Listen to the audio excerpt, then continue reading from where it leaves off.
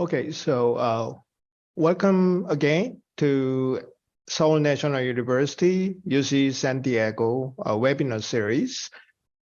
Today, we are very happy and lucky to have Professor Kei-Mu Yi, is MD Anderson Professor at the Department of Economics at University of Houston, and also, he's a senior vice president at research department at Fed Dollars now. And before his current positions, he has been at Rice University and Fed, New York, Philadelphia, Minneapolis. And between 2013 and 16, he was the special policy advisor to the president. He seems to be well balanced between academia and policy making. He received his bachelor's degree. His bachelor's degree from MIT, and he received his PhD from University of Chicago. He is trade economist. So he's going to talk about today in the deindustrialization and industry polarization. He has been publishing his works at the top journals in economics, American Economic Review, Journal of Political Economy, and many papers at Journal of International Economics, which is a top field journal in international economics.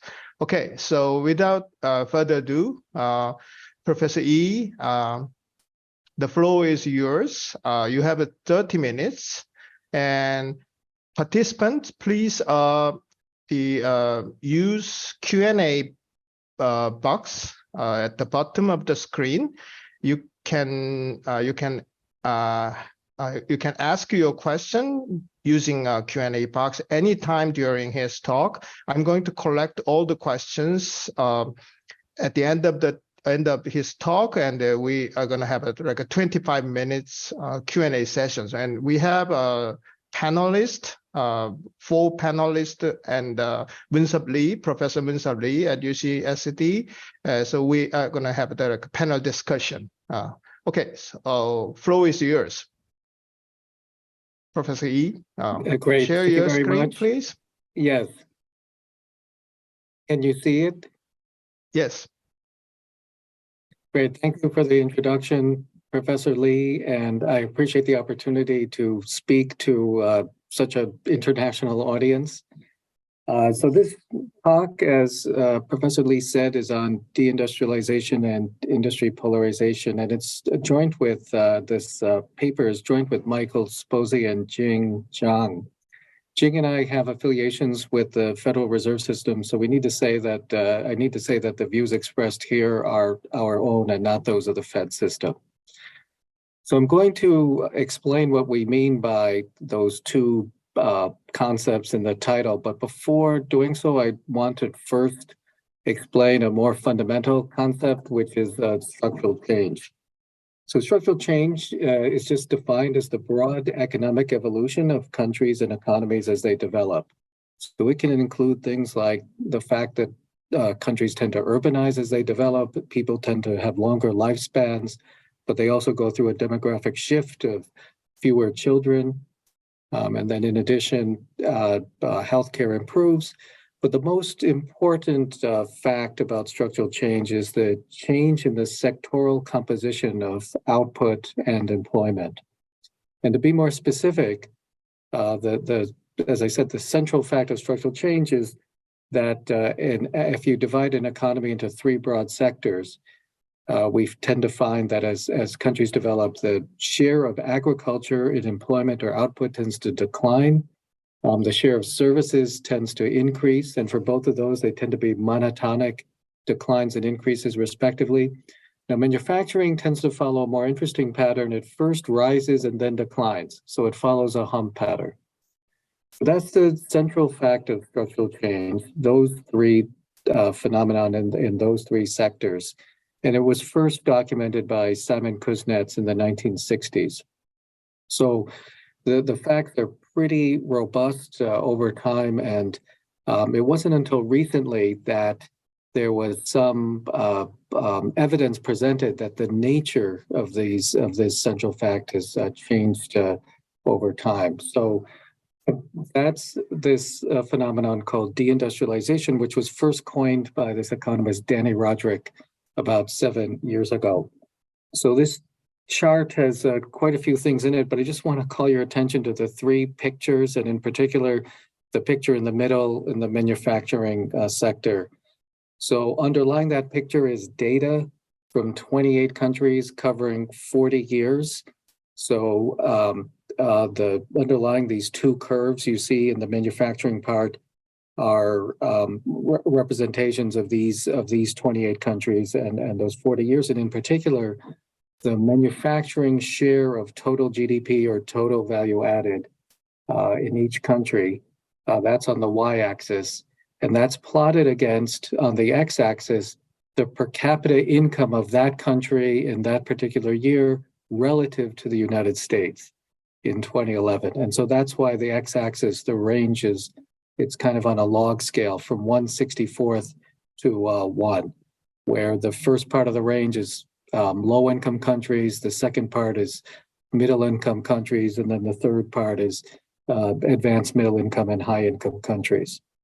And so you see in this manufacturing picture, you see this hump pattern that I mentioned before, and there's two lines, a dark line and a lighter line, and the dark line basically captures the data pre-1990, and the lighter line captures the data post-1990.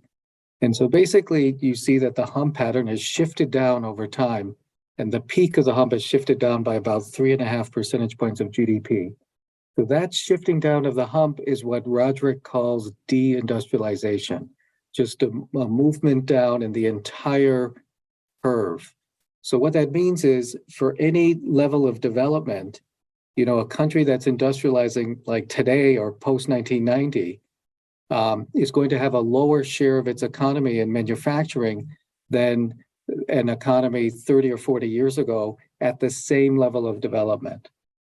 So again, this is what we mean by deindustrialization, and I want to clarify, it's not simply being on the rightward portion of the hump, which is like where the United States has been for the last 40 years or so, and where a country like South Korea has been over the last 30 years, as I'll show in more detail in a second. So simply being on the rightward portion of the hump is not what we mean by deindustrialization. It's this shift down in the entire curve.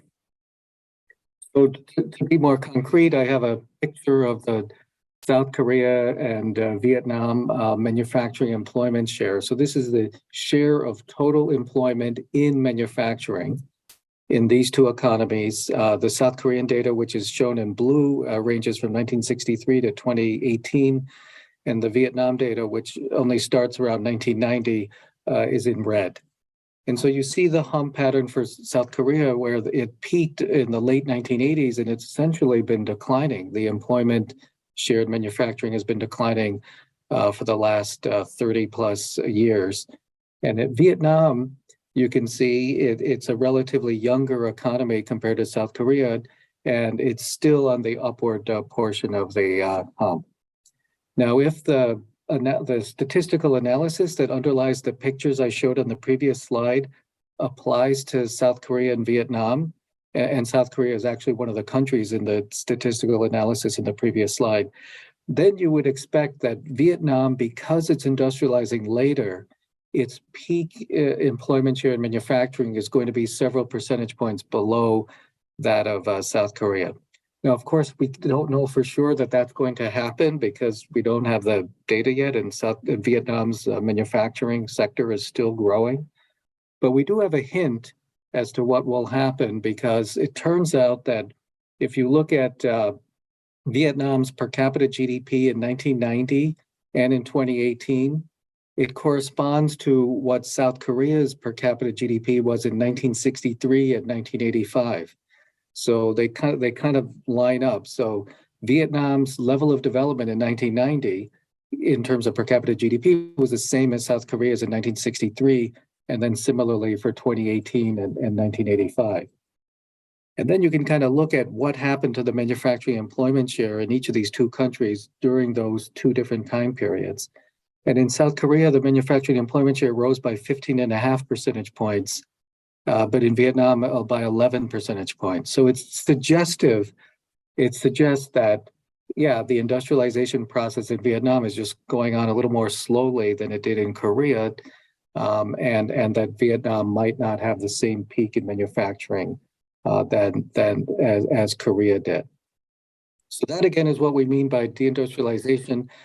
That's the phenomenon, given the short time of this talk, that I'm going to focus on here. But let me just briefly mention the other phenomenon, industry polarization. That's just the dispersion or the variance of the value-added share, the share of an economy devoted to manufacturing in these 28 countries in our main data sample. What has that dispersion been? How has it evolved over time? And you can see that since 1990, that dispersion has, if you look at the left panel, which is just the raw data, the dispersion of those shares have increased over time. So there's more countries with low shares of the economy devoted to manufacturing, more economies with a high share of their economy devoted to manufacturing compared to 30 years ago. But that's all I'm going to say about industry polarization. The rest of the talk is going to be on this deindustrialization. And the question that we're trying to address is what has been the drivers of deindustrialization over time? And why do we care? Because historically, industrialization was what separated rich countries from poor countries. And then even today, of course, manufacturing is believed to be somewhat special and a key driver of economic growth. And as most of you know, that in the United States, the Congress just passed this Inflation Reduction Act, which is a little bit of a misnomer. It's really an industrial policy designed to reorient manufacturing, especially high-tech manufacturing, back to the United States, as well as to grow it within the US too. So we want to try to study what have been the drivers of this deindustrialization, and we're going to focus on two sets of drivers. International trade, and by that I mean just globalization over time, and then something called sector bias productivity growth, and all that is just technological improvements over time showing up in productivity growth across sectors. So those are the two driving forces that we're going to focus on.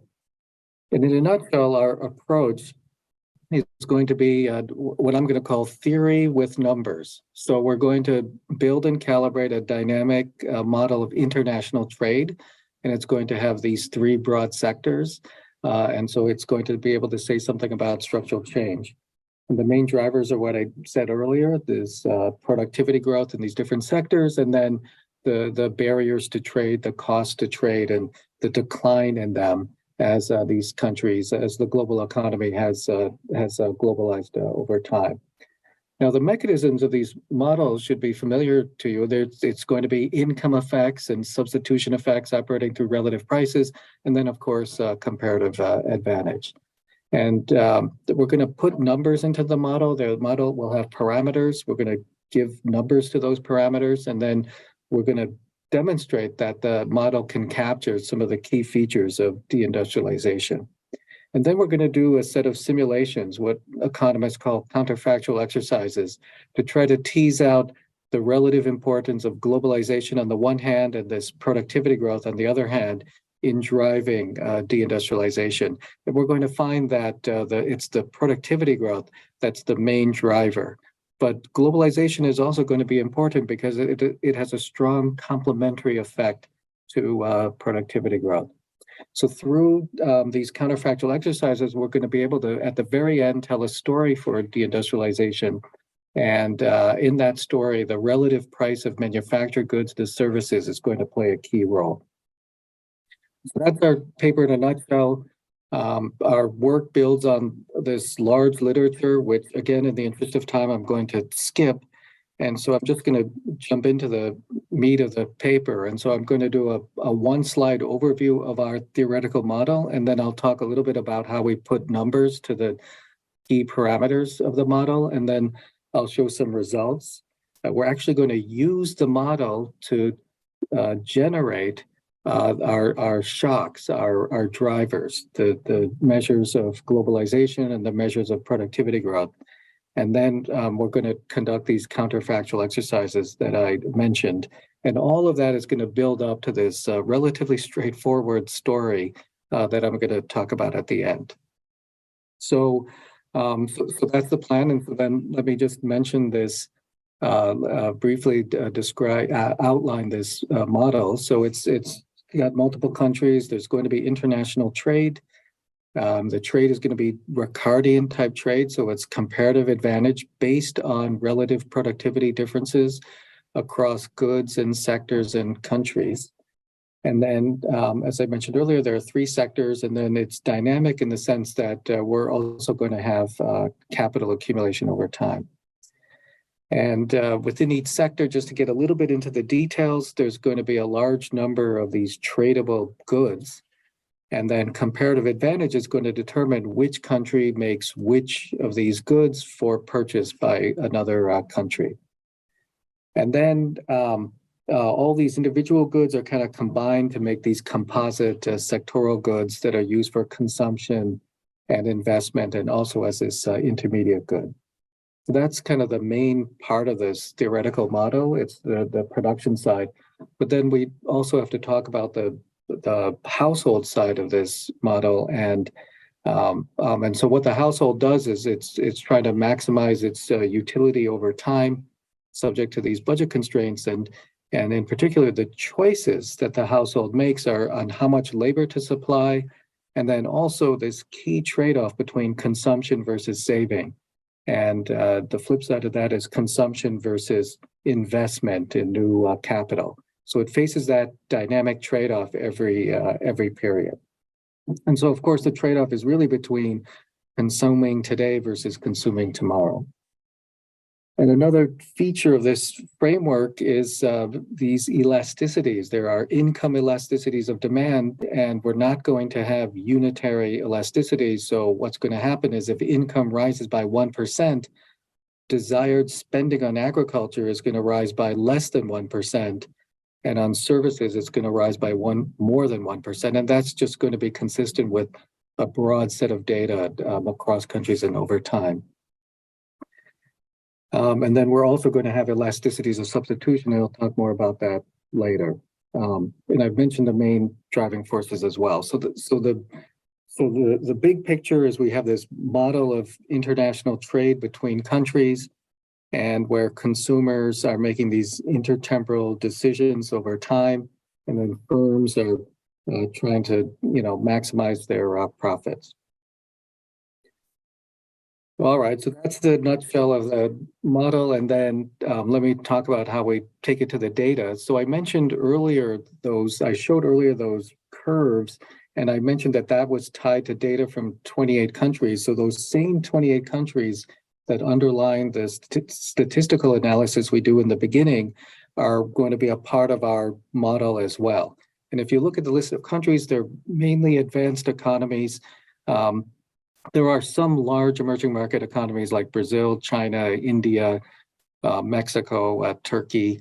But it is largely advanced economies. That is, I would say, a little bit of a weakness of our paper is we don't have a large number of the countries on the lower income end of the distribution. And then we define our three sectors. I guess one thing of note is what we call manufacturing is really manufacturing, mining, and utilities, but I'm just going to call it manufacturing for short. And then our data comes from a number of data sets. So to make the model work, we have to put numbers to the key parameters, and there are a lot of parameters as you can see in this table, but I just want to call your attention to the ones in blue. These are these price elasticities of demand, and they're tied to substitution elasticities. And the key thing to take away from this is all of these elasticities are less than 1. So what that means is if there's like a productivity improvement in manufacturing, or maybe the import barrier, the tariff on manufacturing declines, so the price of manufactured goods falls, people are going to substitute towards these manufactured goods. They're going to buy more physical units of the manufactured goods, but less than 1 for 1. So if the relative price falls by 10%, maybe they'll buy 5% more physical units. The total spending on manufactured goods is actually going to decline. So that's the real impact or the implication of having these low elasticities.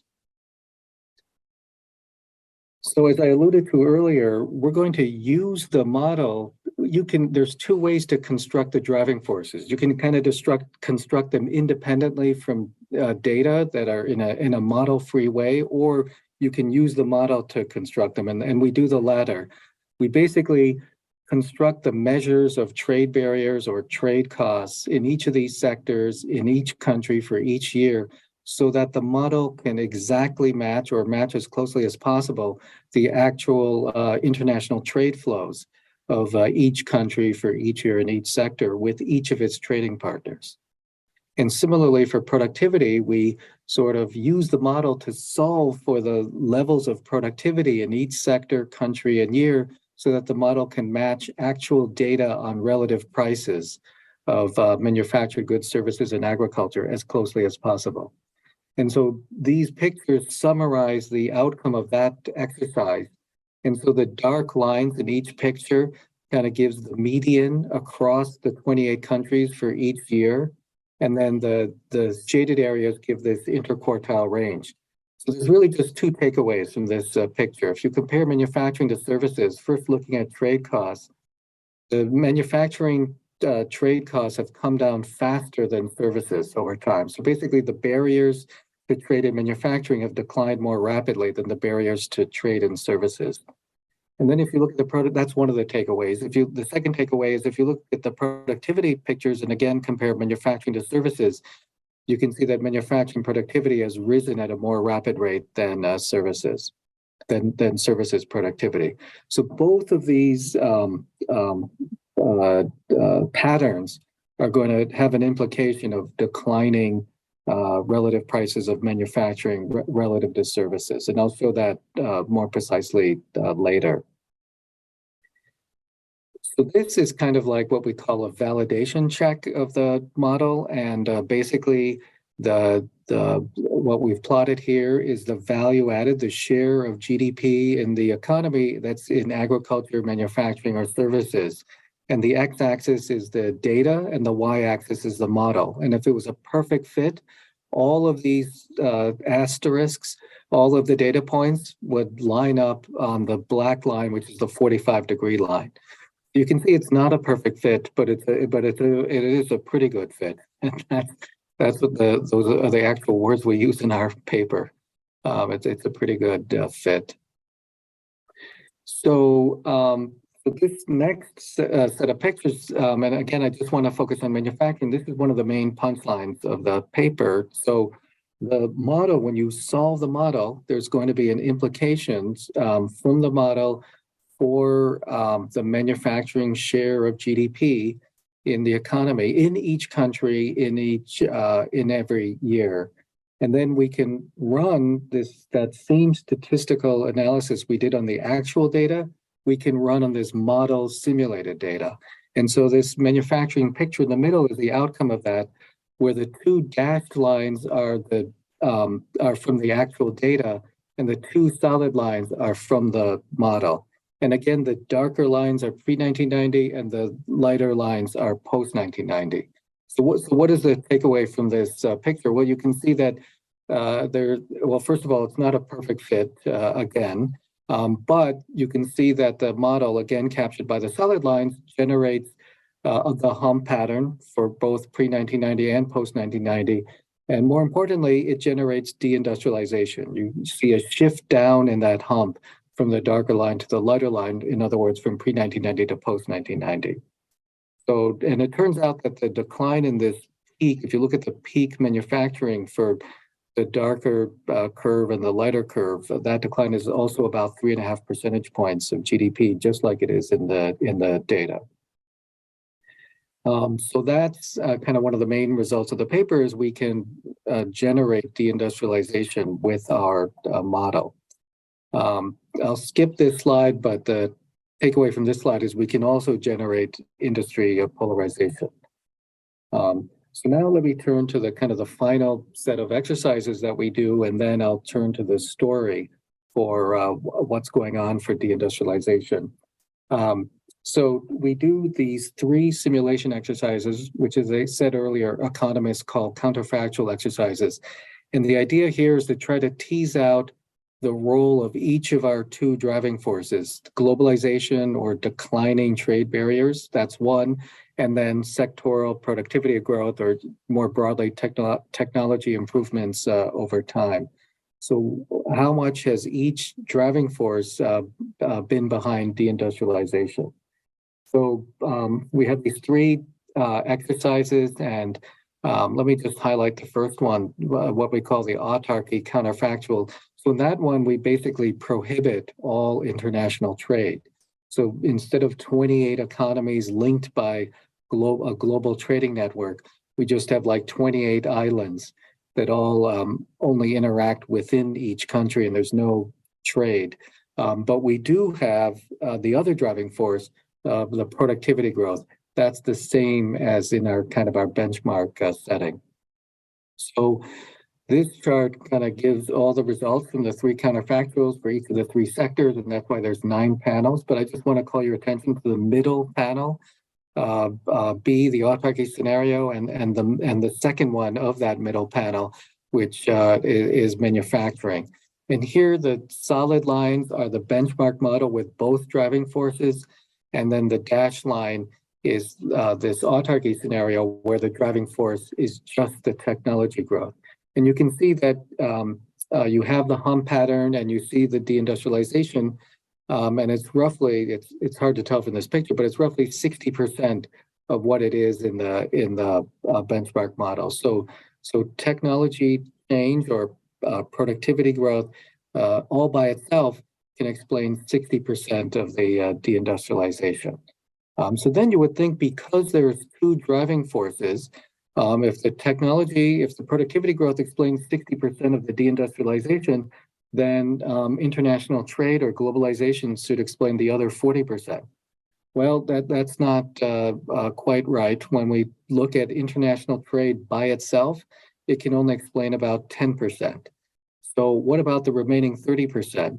Well, it turns out our model is what economists call a nonlinear model. And so there's this interaction effect where the productivity growth and the globalization kind of act in a complementary fashion.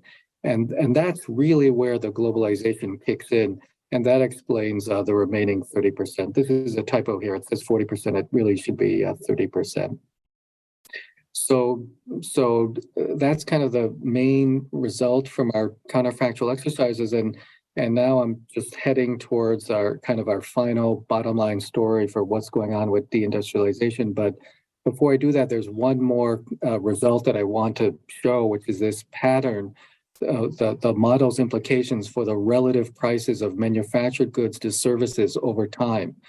And so we have our 3 scenarios. And again, I just want to focus on this autarky scenario, this autarky exercise. And you can see there's sort of a pink shaded area and then this red shaded area. You can actually see the pink shaded area better in the left panel.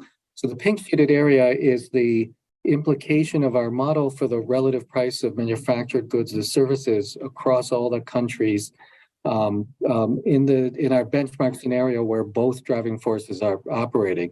And what I want you to take away is you can see it starts at 1. It's basically the relative price of manufacturing to services is normalized to be 1 in 1970. And then you can see by 2010, which is on the right side of this panel, it's close to 1/2. So basically the model implies that this relative price of manufacturing falls by almost 50% over this 40-year period.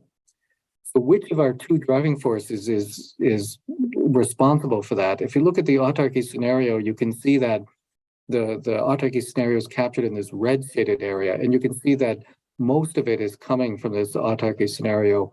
In other words, from this productivity growth.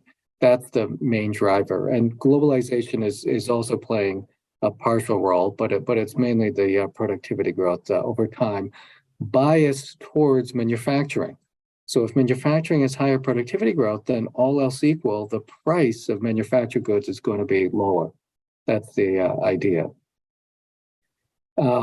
So with all of this results, now we can tell our story for deindustrialization, and then that will essentially be it. I'll conclude. So this story has 4 parts.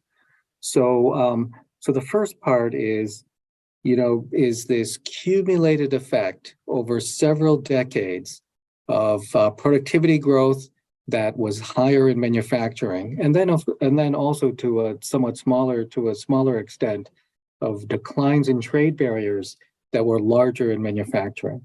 So both of those contributed to lower relative prices of manufactured goods over time. Now that, and of course, as I mentioned earlier, when the price of something falls, you're going to shift your spending towards that good. But the question is, how much are you going to shift your spending towards that good? And because these elasticities of substitution are less than 1, and we estimate those elasticities. We don't just pick them out of thin air. We estimate them with the data, and they're also consistent with other research. But because those elasticities are less than 1, it just means you're not going to substitute towards manufacturing very much. And to use that example I gave earlier, if manufactured goods prices fall by 10%, this elasticity of substitution being less than 1 means that you'll buy 5% more physical units. But that means your total spending on manufactured goods will fall by about 5% in this simple example. And so that's essentially what's happened. And one implication of our model is that today, or like in the later years of the sample we look at, like 2010 and 2011, the global market for manufactured goods should be smaller and is smaller than in the 1970s and 1980s. And so that's an implication of our model, and it's also true in the data. Today, or in 2011, the share of manufacturing in global GDP was about 24 or 25%, but in the 1970s and 1980s, it was 29%. So the global market for manufactured goods fell by 4 or 5 percentage points of GDP. So basically, again, all these productivity improvements is leading, ironically, to less spending on manufactured goods. So then what does that mean for deindustrialization? That's the last part of the story here. Earlier industrializers like South Korea, industrializing in the 60s and 70s, and before that, countries like the G7, which were industrializing in the early 20th and 19th centuries, they faced relatively high prices of manufactured goods. So firms are going to want to be in that sector. You always want to be producing a good that has a high price. So as these economies developed and resources were freed up from agriculture, they went relatively more into manufacturing and relatively less into services. That was in the old days, 30 or 40 years ago, and South Korea would be an example of that. But today, because of this cumulated effect of all of these productivity improvements and globalization that was tilted towards manufacturing over time, the relative price of manufactured goods is lower than it used to be. And hence a country like Vietnam, when it's opening up and resources are being released from agriculture, you saw in the picture I showed earlier, they are going into manufacturing, but in a relative sense, less than in South Korea and relatively more into services. And to use an even better example, India is, like this poster child of an economy that, as it has developed, has moved relatively more into services and not so much into manufacturing. So that's basically the main kind of punchline of our story. It's about productivity growth mainly, and globalization to a lesser extent, causing this change in relative prices, which mediated with these low elasticities, price elasticities of demand or elasticities of substitution, actually leads to less spending on manufacturing, which actually discourages countries industrializing now from getting as much into manufacturing as it used to, as in the past. And so why don't I stop here? In terms of policy implications, so one of the policy implications is that, and this is going to be relevant for the Inflation Reduction Act that passed. I mean, these policies are occurring in a global environment. So the United States is giving subsidies to U.S. industries to develop these technologies. And It may be, though, that because of globalization, in the end, the U.S. industries might not develop as much as you would have expected. So that doesn't necessarily mean that the subsidy was a failure. It's just that, when you give this subsidy, you also, the ultimate outcome is going to depend on a combination of that subsidy and then what's going on in the global economy, especially what's happening to the relative prices of these high-tech goods, because in part, I mean, these other countries are also continuing to develop their technologies as well. So why don't I stop here, and then I'm happy to take your questions. Thank you. Okay, thank you very much. It was an exciting story. It's a big story for me. I'm an applied micro economist. Okay, so we turn to panelists. So before the Munsop ask his question, the participant, please use Q&A box for your questions. Okay, so Munsop, would you go first? All right, Kei-Mu, thank you for sharing your insightful paper on our webinar. So the panelists will introduce themselves briefly before asking a question. I'm Munsop Lee, and I'm an assistant professor here at UC San Diego. So you didn't have a time to talk much about the globalization and the decline in the trade cost. But it was super interesting to see the larger decline in trade cost in manufacturing, because I expect that in terms of the level, the shipping cost may be the lower for the manufacturing goods than the services, which is not easily tradable. So could you tell us what drove that the differential decline in the trade cost? And do you find the evidence outside your model, some empirical evidence, where you can directly observe the trade cost of different goods and services? Munsop, that's a great question. So let me tell you how we were able to construct this from the data and sort of what was really the mechanism. So in the model, all else equal, if you see a rise in trade, like between two countries, like let's say in manufacturing, and when I say all else equal, I mean holding productivity and kind of the other exogenous variables constant, then the only way you could see an increase in trade between two countries in a sector is if the trade barriers went down. So basically, the fact that we get this result that the trade costs decline more in manufacturing than services, what the data that's being tied to is that manufacturing trade, all else equal, has grown more rapidly than services trade over time. And so in our model, the way that shows up is it must be that the trade barriers to manufacturing have declined more rapidly than for services.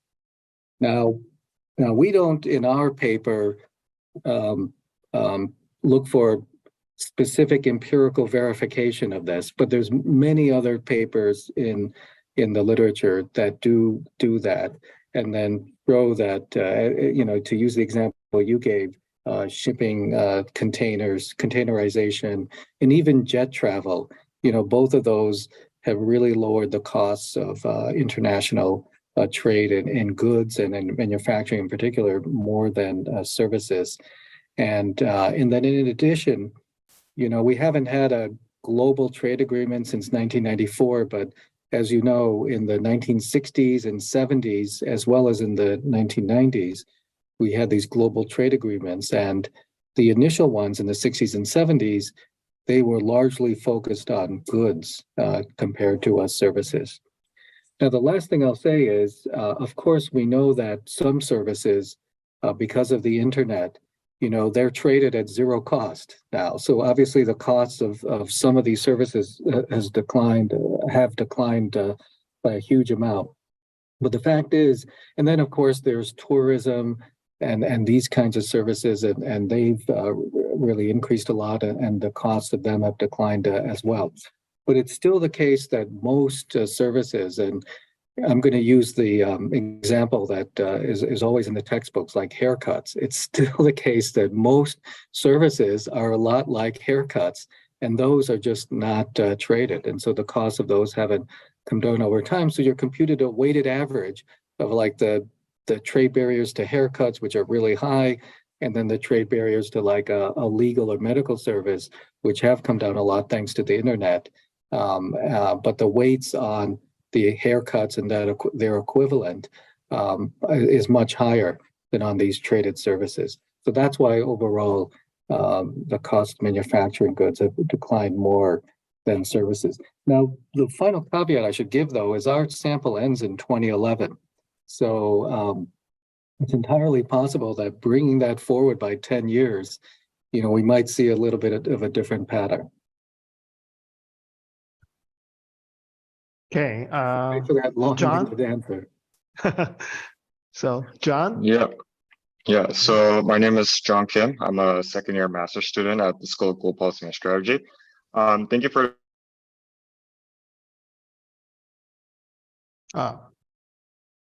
So internet connection is not stable. So this is trade cost we're talking about. So why don't we go next panelist first? Okay, so Lainey has their own version of the. Oh, okay, John. Oh, John, you froze for about a minute. Yes. Oh, can you hear me now? Now we can hear you. Mm-hmm. Okay, yeah, I'm not sure how much you're able to hear, but my question is, do you sort of see what's happening now in the United States, in Europe? Europe also recently announced their own version of the CHIPS Act, and in India as well, they're investing heavily in semiconductor facilities and display fabs as well. Do you sort of see this playing as the return of industrialization rather than the phenomenon of deindustrialization that you saw in your research? Yeah, that's a very good question. Flip side, by the way, of what we're seeing with all these policies and countries trying to develop their own high-tech industries. The flip side of that is like deglobalization, which of course is another big phenomenon that's being talked about. And so, I would say so far it's limited to these high-tech sectors, and it's all under the guise of national security. I would be worried if, you can always tell a national security story for almost any industry because you can develop a contingency where that industry would be relevant for national security. So that's something I would be a little worried about going forward, is the set of industries that are put into this national security category. But we'll see how these policies work. The track record on industrial policy is actually not that great. And so, people laud countries like Japan, South Korea, China for their great industrial policies. But if you look carefully, as I said, it's not, so to use Japan as an example, two of the most recognizable brand names in Japan are Honda and Sony, and both of them bucked the standard industrial policy, which was more focused on, at least in automobiles, on Toyota and Nissan, and for the main industries, these other big conglomerates, but not Sony. So, and then South Korea, I would say, is a unique case where they did have some industrial policy, and Moonsup has done research on this. But, my own take on it is, they had the industrial policy, but then the companies had to succeed in global markets. So it wasn't like they got some subsidies and some protection, but then it was for the domestic market, and then you can have a lot of inefficiencies and corruption and everything, but rather you had to be able to succeed in exporting. And I actually think that's a big factor. I'll stop. Okay. Yeah. So actually, to follow up your answer, so in case of Korea, to me, it's very difficult to distinguish like a productivity growth and globalization. As you said, the Korean companies, their productivity grew because they targeted global market. So the one and another, I think is very difficult. I don't think this is possible to distinguish two completely. But you said in your presentation, you decomposed this deindustrialization, into two factors. So there are different contexts, but would you explain the productivity growth is completely exogenous here in your model? Yes, that's right. So the productivity growth, the way our model works is the productivity growth is exogenous and the trade barriers globalization is exogenous too. So, but obviously we know that in fact, productivity growth, technological improvements, they're the outcomes of purposive actions by governments and firms. And so really a more in-depth thing analysis would build that in. And there are now some economists who are doing that. And so I think that's a very fruitful area. And as you said, when it's individual firms, they're probably making a productivity improvement, knowing that if they're successful, they would have a big market to sell to, abroad. So in that sense, they're very intertwined. And it would be hard to separate them out, although I think you can to some extent. Indeed. Okay, so Lainey? Hi, thank you for telling us about your research. My name is Delaney. I'm a second-year graduate student who focuses on South Korea industrialization and democracy. But I also work at the Center for Commerce and Diplomacy. And so my big thought was, since this data goes to 2011, I know that as of recent, digital services particularly have skyrocketed. And I feel like this has to be due to not just productivity change, but globalization, because there are many new trade agreements that are including digital service rights and data protection. My biggest question for you is, was it very difficult to compare productivity growth between manufacturing and services? I feel like measuring service productivity is quite difficult, as it feels more human-centered and involving less like machinery or technological innovation, but maybe I'm wrong about this. Maybe it was more simple to compare the two in terms of productivity. So I was curious about that. No, you're asking a very good question. So let me just go back. Well, I didn't even list the services we use in our analysis. You always have to simplify somewhere with these models, and we took a very coarse approach. The services, our only defenses that's the standard studies, the studies that look at structural change. That's they divide all the sectors into these three broad sectors, and services, as in the United States, that's almost 80% of the economy, and it encompasses a wide range of activities, from these heavily digitized activities, and just more broadly, like business and professional services, which are highly traded now, all the way down to haircuts and restaurants and hotels. And so measuring productivity, you can do it because, we have measures of output in these sectors. We have measures of employment and capital. But to say that, there's a single all-encompassing services sector that's like a weighted average of all those different sectors, you're clearly missing something. And so now, again, some of the newer frontier research breaks up these services sectors, at a minimum into two categories: traditional services and modern services. And it's these modern services that are more tradable, more digitized. And so these papers are exploring the implications of that. And one thing they're finding is these modern services actually behave more like manufacturing than the traditional services. So that's a very good point. Okay, so let's go to the next panelist, Holt. Hi, I'm Holt. I'm a PhD student in the economics department. Sort of tying back to an earlier comment. So, in the calibration of this model, part of what's driving the structural transformation is that there's just faster productivity growth in agriculture and manufacturing than in services. And this, by a sort of cost disease argument, shifts the distribution of consumption over time. Can you say a little bit about how that changes sort of catch up across countries? Like, is it going to be harder for countries that are still undergoing the development process today to catch up to the frontier? And how much does that depend on whether the historical differences in productivity growth across sectors we've seen is really exogenous, or whether it's driven by the global distribution of demand?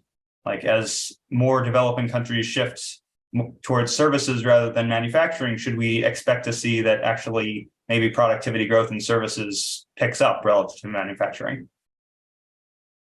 Yeah, so that's a great question. No, it's a great question. It's a detailed, complicated question, and I'm not going to be able to do justice to it in a minute or two. But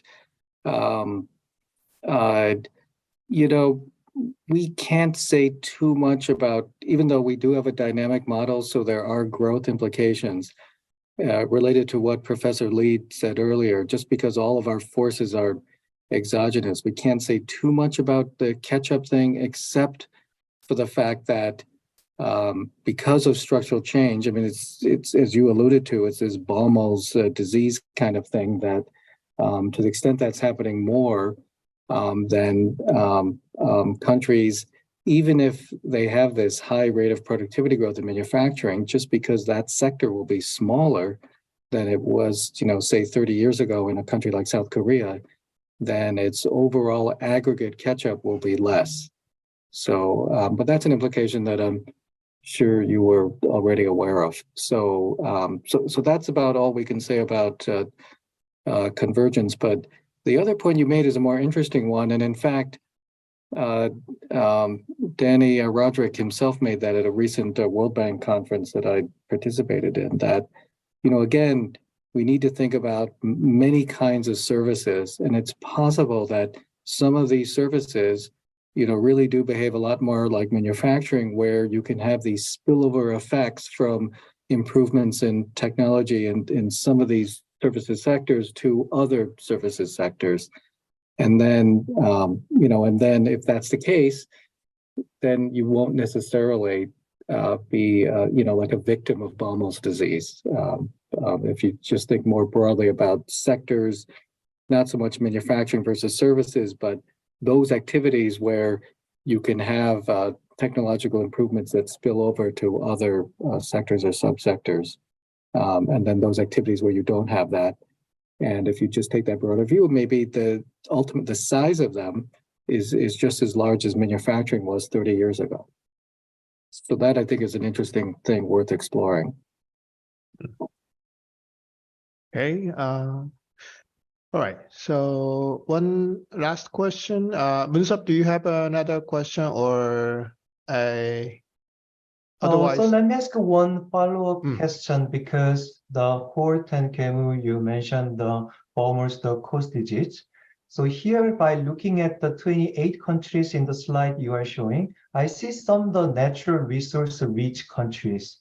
So thinking about the structural transformation, industrialization of the countries relying a lot on the natural resources, so like the sub-Saharan African countries these days. So can you tell us a little bit about what do you think about the deindustrialization or industrialization itself by the natural resource-rich countries? Yeah, thanks for your question. Unfortunately, I do not know a lot about those countries. The only thing I know is this other sort of puzzle, which I'm sure many of you are familiar with, this thing called the natural resource curse, that countries that tend to have more natural resources actually tend to have lower economic growth. And so, of course, there have been a number of studies that have documented that, and then there are a number of studies that have tried to explain it. And a lot of the studies point to issues like governance and quality of institutions. But partly because we haven't looked at a lot of countries rich in natural resources, I can't really say too much about it. I apologize. Okay. All right. Yeah. I enjoyed your talk very much, and labor economist actually. So the flip side of the deindustrialization, my hunch is the increasing inequality in the labor market. You're talking about this elasticity of substitution, also actually the elasticity of productivity, the elasticity of employment with respect to productivity is also lower in manufacturing than in service. So there are more jobs in service sectors, but they are basically a low pay job and so on. So I think your paper is also closely related to this inequality in the labor market. Do you have any follow-up idea of your paper? Well, that's a great question. It could we could adapt our framework to study those issues. I do think we would want to break up services into several categories, as I mentioned earlier, to take a good look at it. We would also need to introduce, what economists call labor market frictions. Because right now in our setup, we have free sectoral mobility. So there is no within a country, there is no inequality. So we've really abstracted from that issue.